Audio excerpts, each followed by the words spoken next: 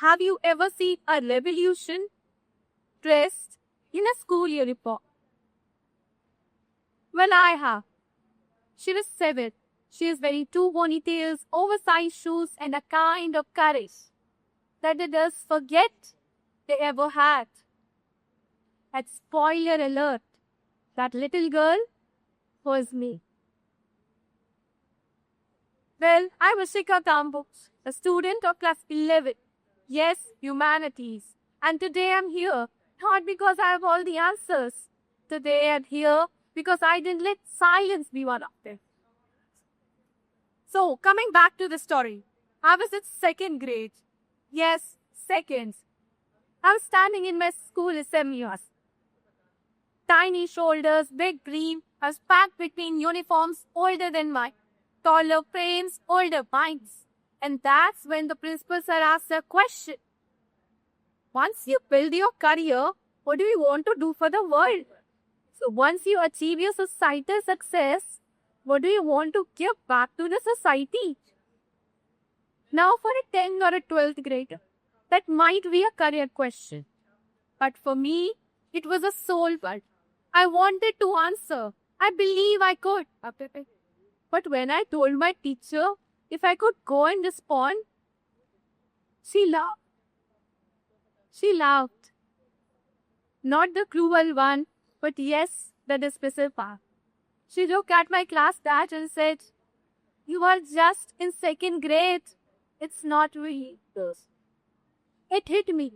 It hit me that in this big almighty world, even my voice needs permission.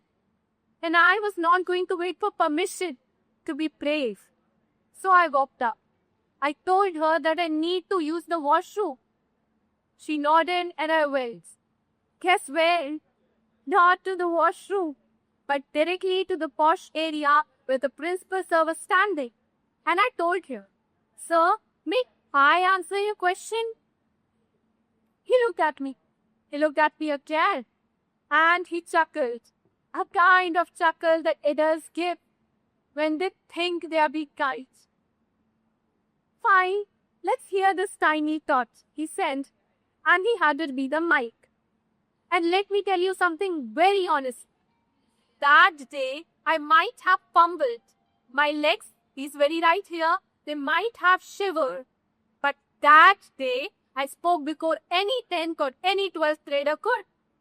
I wasn't loud. I wasn't flawless. No, I wasn't. But I was first. And that's what matters, right? Today, after years, that little girl is grown. Now I'm in 11th, the same girl.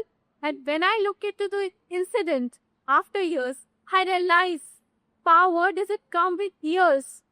Power comes with belief. We are raised in a society where we are told to wait at the study first, work later, make a difference after retiring. But here's the truth.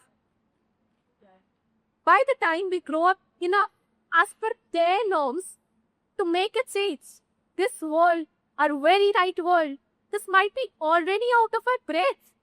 So what if we don't wait? What if I don't wait? We are not the future generation. Come on. We are the generation disrupting the present. We are coding business at 40. We are leading climate science at 50. We are redefining gender, ambition, equality, not just in textbooks, but in real life as well. We are the generation that's tired, literally tired of it told, "You'll understand when you grow older." No, I say, you'll understand when you listen. You understand when you finally listen. When I was 7, I stole a mic. Today, I dream about more. Not just here on the stage, but in systems, in services, in parliaments. I want to be a civil servant. Not because it sounds good in introduction, of course, but because I know, I have felt, I have experienced what it feels like to be left unheard. And I want to be the one who changes it for others. Not just for students, but for children, for villagers, for women. Every voice that ever heard. not yet. And now, if you ask me, like, what does the world needs? If you ask me, I'll tell you, the world doesn't need more aged wisdom. You know what the world needs? The world needs more courageous truth. The world needs youth. Youth who don't wait for letters before they name. Youth who don't wait for chairs to be pulled out for them.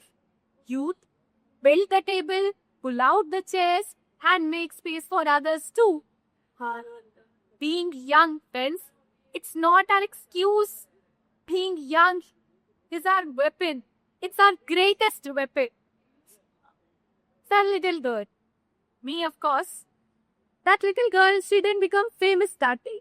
She didn't become a hero, she didn't become famous. But she became even far more dangerous to a system, to her system that ignores children. She became aware that voice doesn't mean volume. Voice means presence.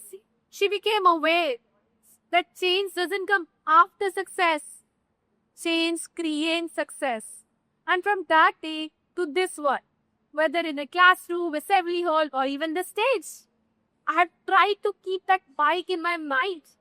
Because it's not about waiting to be allowed to speak. Come on, it's about deciding to be heard. You really think if I would have waited, I would be speaking right here in a TED Talk? Not, of course. It's all about why, where, and when, and how you decide to be heard. It's about that. And now, after all again, ask me again, what's the power of...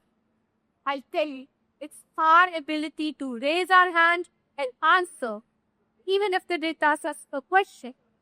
And whether the answer is now right or wrong, satisfy them or not, logical enough or not, it's all second. What's first and foremost is whether we answer or not. And that answer, in the form of participation, that very answer, that's the power of it. That's where we are lacking. That's where we need to work upon. I re-emphasize, that's the power. And as they say, when in Rome, do what Romans do. So I would like to end my words by reciting a few lines in my own mother tongue, that is Hindi. सीढ़ियाँ उन्हें मुबारक हो जिन्हें छत तक जाना है. सीढ़ियाँ उन्हें मुबारक हो जिन्हें छत तक जाना है. अपनी मंजिल तो आसमां है, रास्ता हमें खुद बनाना. फिर चाहे मंजिल मिले या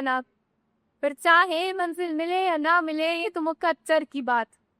पर हम कोशिश भी ना करें, ये तो गलत बात. That's it from my end.